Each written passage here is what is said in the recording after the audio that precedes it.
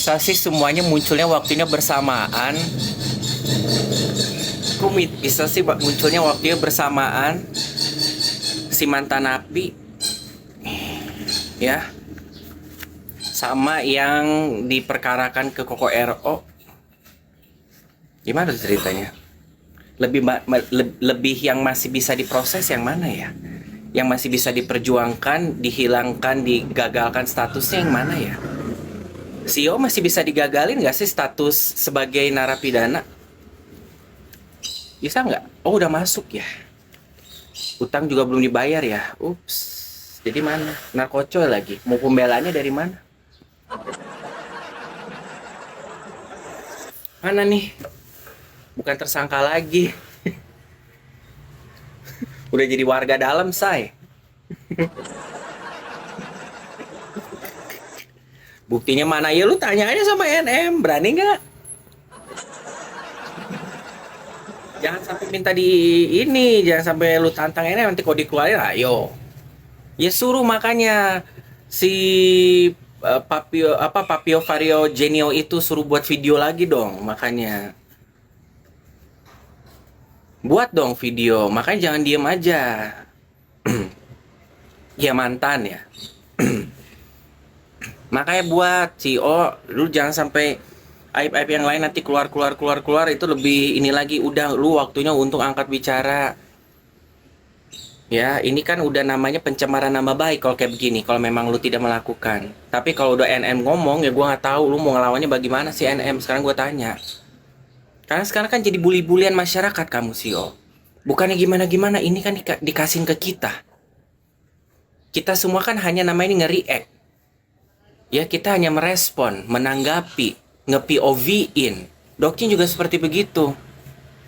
Dokcin kasih kamu saran, angkat bicara. Ini udah pencemaran nama baik untuk kamu CEO. Ya, kalau kamu diem-diem aja, ini akan menjadi satu polemik di dalam dunia kamu, dalam karir kamu.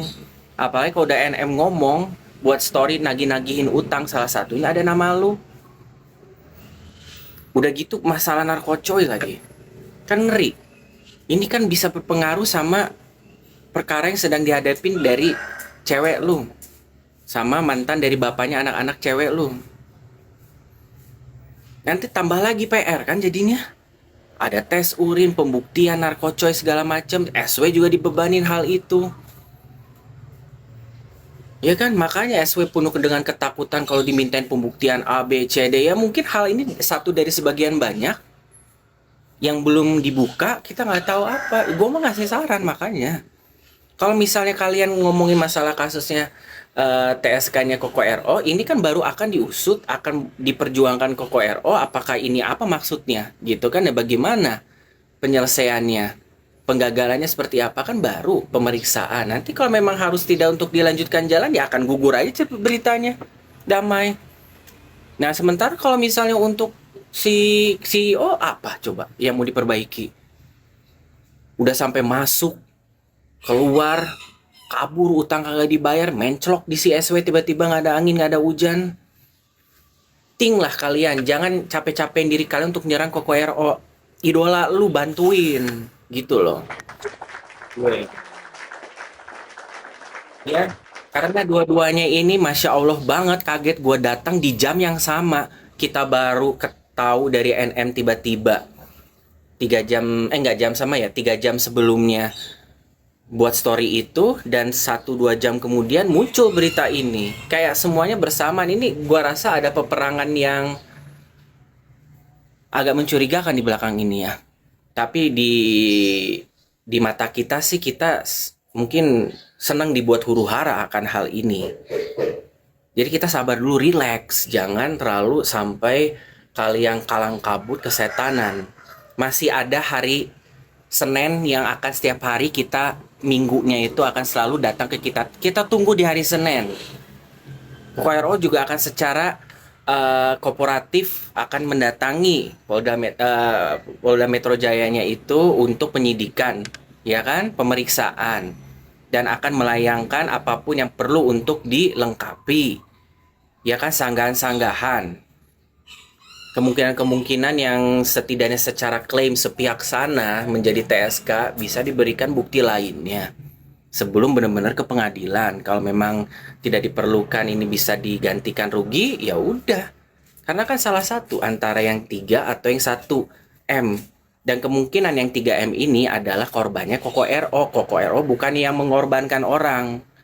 Kasarnya gitu. Karena kan ini ada bisnis pengadaan mukena untuk bisnis masjidnya Koko RO. Itu kan di situ RO-nya yang jadi korban. Si penjembataninya ini yang melucuti dana Koko RO yang secara cicil masuk ke pabrik tapi tidak ada pengerjaan. Itu mungkin case lain. Bisa besar kemungkinan investasinya itu yang 1M itu. Kalau aku dengar dari wartawan. Tapi kan sekarang muncul namanya RSO itu adalah orang yang di kasus lain. Tapi memang kontradiktif dengan apa wartawan pas waktu nanya ke pihak kepolisian, apakah namanya Ruben Asu, dia ya bisa begitulah gitu kan. Yang sekarang jadi pertanyaannya, apakah si polisi ini beneran membacakan kasus itu memang bener pure ada case atau ada di belakangnya siapa atau enggak untuk menggoreng, atau dia mungkin tidak tahu nama sebenarnya siapa, asal iya aja. Jadi banyak sekali hal yang perlu kita pelajari dulu, kita sabar. Pengembangannya seperti apa? Mumpung sidang pokok perkaranya hak asuh anak ini belum ada tanggal. Jadi kita biarkan, kasih kesempatan Koko RO selesaikan. Ya, semoga karena kan Koko RO coba selama setahun nggak tahu hal ini, tiba-tiba jadi TSK. Ya Koko RO harus siapkan semua agenda dong. Pengumpulan semua pembelaan dia waktu pemeriksaan bisa untuk diperjuangkan.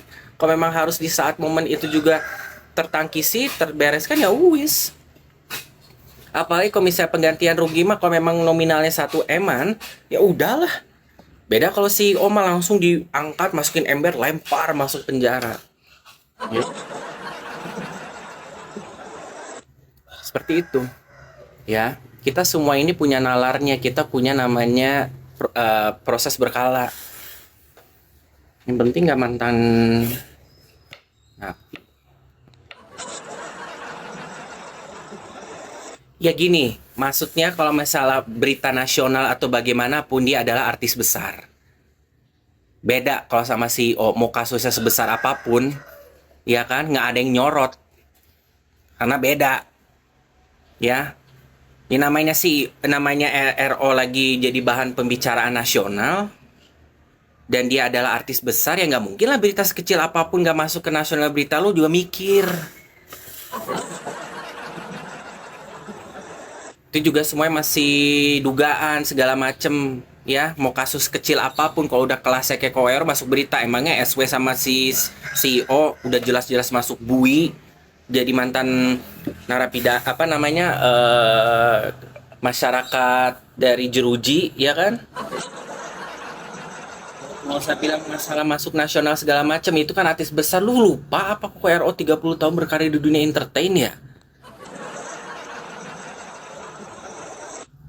Aneh ya, jelas lah apapun sekarang yang jadi beritanya Koko RO direbutin, di FYP-in. Siapapun juga bikin berita Koko RO, munculin Koko foto aja tanpa caption aja bisa FYP kita.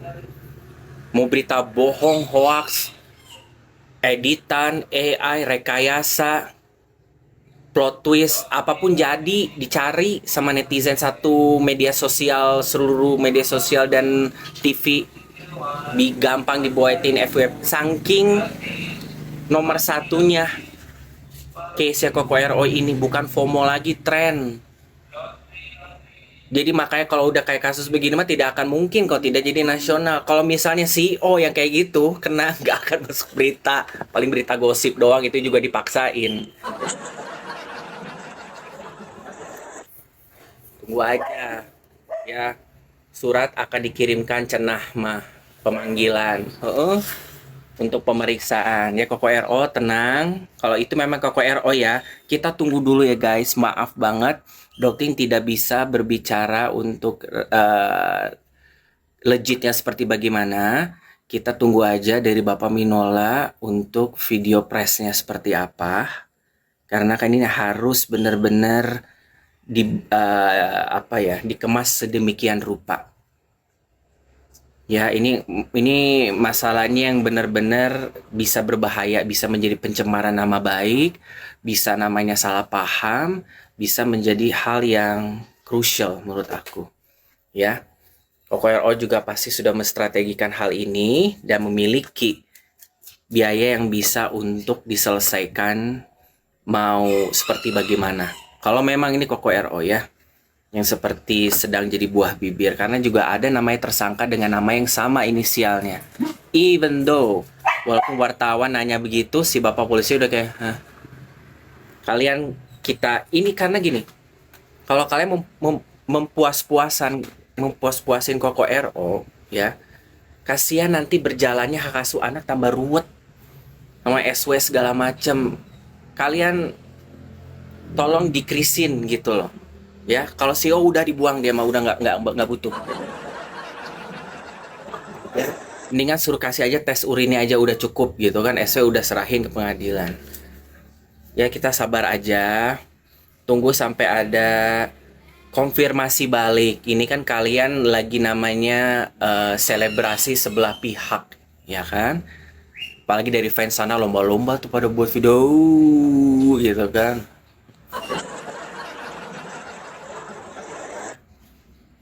Iya, aku rasa banyak sekali namanya sokongan-sokongannya Litang.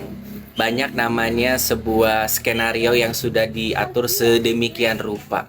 Kasus yang sudah lama banget atau mungkin keterlibatan bisnis yang mungkin kita tidak tahu plot twistnya sebenarnya sudah terjalankan dengan baik di tahun lalu, tapi nggak tahu perkaranya apa, tiba-tiba naik ke penyidikan, tiba-tiba jadi TSK tanpa ada konfirmasi dari pihak si Koko RO itu sendiri. Jelas lah Koko RO dibuat bingung, apa ini? Bapak Minola juga apa ini? Tunggu dulu konfirmasi dari Bapak Minola. Yes. Macamnya nunggu dipakein jaket orange. Gila-gila jaket orange, emangnya jeruk. Secara doktrin penjual singkong dan pemakan singkong gak bakalan diem. Iyalah, produknya apa, dealnya seperti apa. Ini kan tiba-tiba kan drok aja polisi muncul, TSK gitu kan. Hari begini mah polisi mah udah lah, dianggapnya udah kasih duit jalan aja juga. Mangga silakan.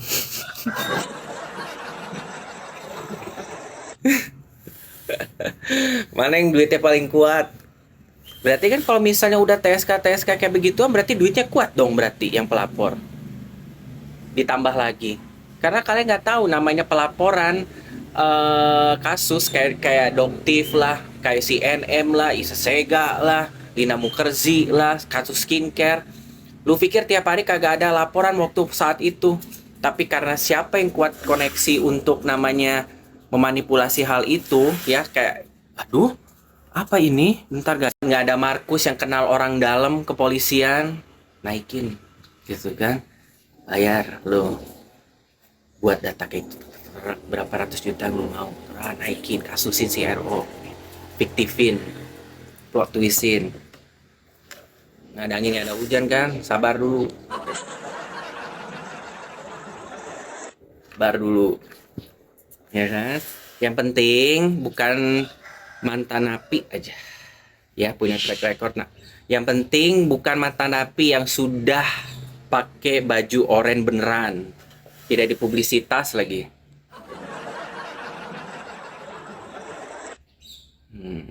Yang Kim Macan itu ngomongin tentang CEO, jangan besar kepala dulu intinya. Satu-satu aib lu bakal kebuka dalam waktu dekat. Nah ini yang pertama. Tuh. CEO kemarin, gue tahu. Kata gue mah ya, gue kasih saran tadi CEO, lu lebih baik ngomong. Kalau udah hal ini terjadi, lu ada klarifikasi. Nah, lu kena sekali-sekali ya lawan, lu kenanya ke CNM. Nah, gimana lu ngelawannya? Kalau misalnya sama orang-orang mana sih, mungkin lu masih bisa ngedem. Nah, ini bagaimana? Berita yang ingin menjatuhkan nama baik udah diatur sedemikian rupa di belakang. Kita mah kan ibaratnya cuma tahu apa yang dipersembahkan, disuguhkan ke kita. Makanya Dok Cima nggak pernah tergebu-gebu, ya kan? Nggak semua berita gua telan. Kan? Cari aja dulu lah apa yang bisa kalian ini kasak kusuk. Kalian juga jangan mentah-mentah banget ya menerima tabir masalah tentang CEO. Kalian juga harus ada pembelaan, bantuin ya, atau enggak kalian buka donasi. CEO waktu ditangkap Polda tidak viral karena bukan artis dan ortunya bergerak. Ya lagi ini kan rakyat biasa. Ya rakyat biasa dalam kehidupan sosialita Jakarta.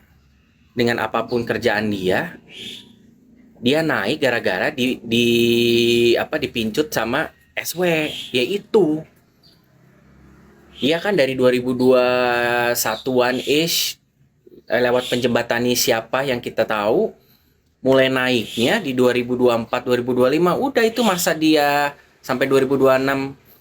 Udah itu masa dia dikenal publik aja, udah kesininya kan nggak ada lagi. Intinya sih itu rakyat biasa yang kebenaran lu dapat nih namanya kotak harta karun nih si SW. Ya lu tepat sasaran untuk lu memperbaiki kehidupan kelam lu yang sampai ya kan? Lu dapet nih batu loncatan. Nikmatin lah udah gitu kan. Walaupun rutinitas yang biasa lu lakukan dulu gua nggak tahu lu aplikasikan juga di kehidupan sama SW, gua juga nggak tahu. Iya kan? Lu juga nggak tahu.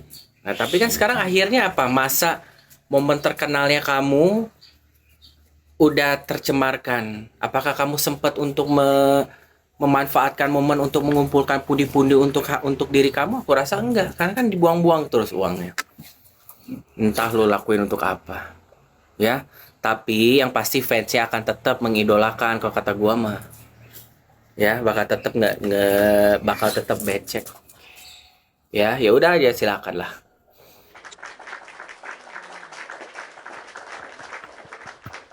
Oke, Dokcin harus antar si Dede karena udah 1 jam 5 menit ya. Gini, jangan buat perseteruan ini jadi menggila. Karena ingat, pencemaran nama baik, berita yang sungguh pelik ini datang di hari yang sama. Di hari Kamis di jam setelah makan siang. Berita CEO jebret. Berita Koko RO jebret. Sabar dulu. Terserah kalian mau lempar-lemparan hinaan seperti bagaimana. Yang penting please jangan ambigu. Ya. Dokcin bilang hari Senin itu akan selalu datang. Tiap minggunya. Hari kerja. Kita lihat konfirmasinya dari pihak Kokero seperti apa dan berkas programnya seperti bagaimana ntar. Untuk hal ini kita tunggu. Untuk masalah CEO gua nggak tahu. Yang pasti Dokcin juga akan tunggu tentang kejelasan hal ini. Kita tunggu aja status-status dari NM atau ada tabir-tabir kenyataan seperti apa yang mungkin udah saatnya untuk keluar. Kita tunggu. Oke guys, kita saling namanya melindungi idola kita masing-masing lah, yang justice must to be served, keadilan. Ya, thank you banget kalian sudah nyimak obrolan Dokcin. Mudah-mudahan hal-hal begini tuh jangan bikin kita capek lah. Jangan terlalu banyak gitu. Lama-lama jadi banyak. Ya kan? Sekarang juga tambah ribet kan, kalau memang narkocoy harus tes urin lagi, ya elah kan. Apalagi ntar penyakit 3 huruf udah. Sekarang adiktif lagi, apalagi. Capek gue. Ya. So guys, tanpa mengurangi rasa cinta dan kasih sayang terhadap kalian, Dokcin mohon diri dulu ya. Ya. Kita lanjut dulu berkegiatan Jumat Berkah buat kita semua, Tanpa mengurangi rasa